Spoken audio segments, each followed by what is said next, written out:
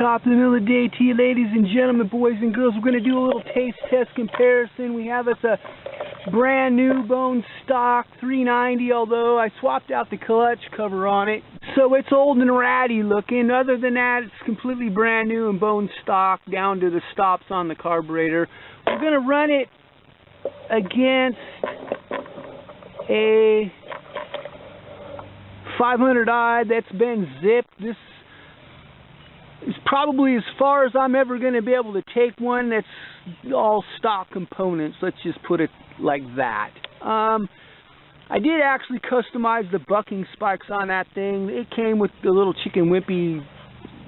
I don't even know where they dreamed those up, but they were, as far as I could tell, worthless for even cutting firewood. And it had the little mini clutch cover on it, so I swapped out the clutch cover off my 462, so now we know they're interchangeable. I wouldn't be surprised if this saw came in the West Coast trim, if you will, with the same clutch cover as the West Coast version 462. I conjured up the full wrap system on this particular saw in my shop as well. It came with a half wrap version, just the way it works sometimes, I guess. Now, I don't think that the 390 is going to show very good for itself in this session. It's bone stock. This is, like I said, about as far as I would ever go with one using all stock components. And so we're going to see how they compare for a baseline test, and then I'm going to zip this and go fairly far up in the process, and then we'll run them again. I had to take a brief intermission.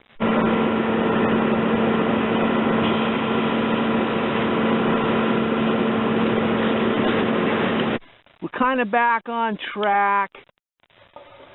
I rewarmed up the 390. We'll go ahead and do the test runs now, then we'll do a wardrobe chain and run the 500i.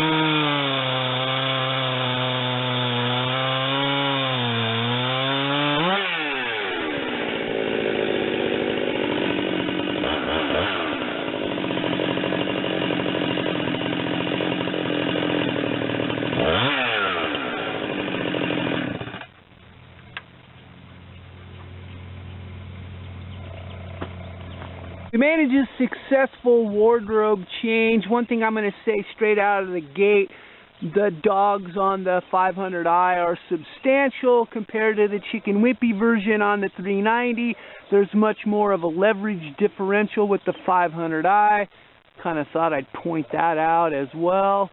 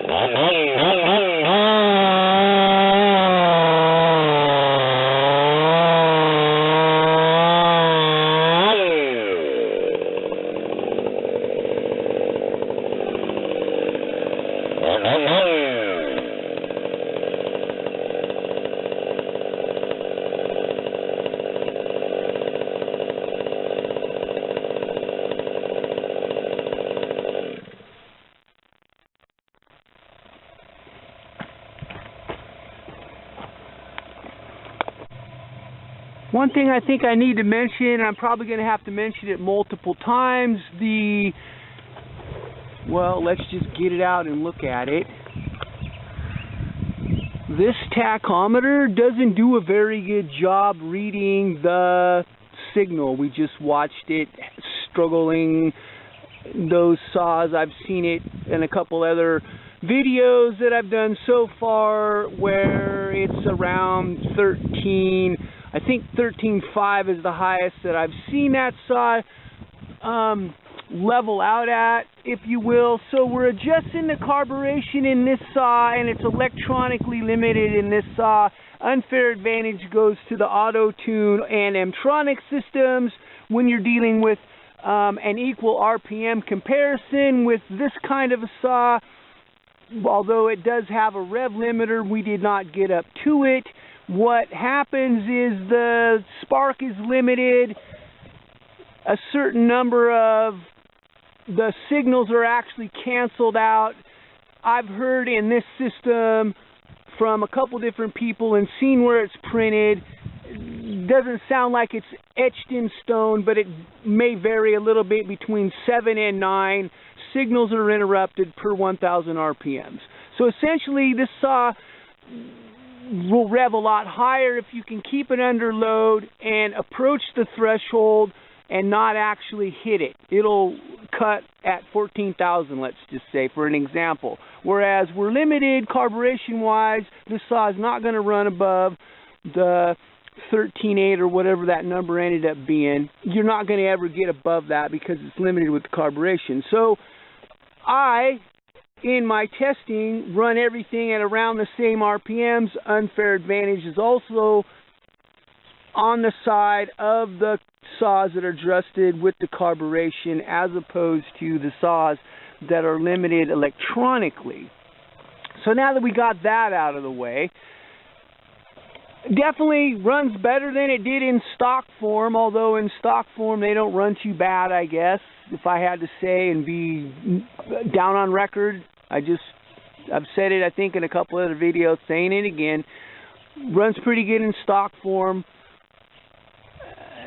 Probably there will be people out there that will be just happy with the way that saw runs in stock form, and so be it. 6.8 horsepower in stock form, 6.5 horsepower in stock form. I don't expect, like I said in the beginning, that the 390 is making a good showing. We're using this as the baseline, establishing what it's doing against the 500i in stock form. We'll run it again here after I get done zipping it, and we'll run these two against each other again and see how the 500i fares then.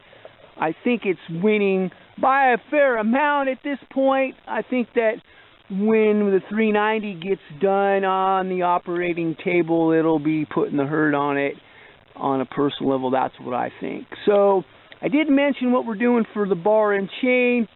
We can see that's a Stihl lightweight. It's a 32. We have some full comp Windsor chain.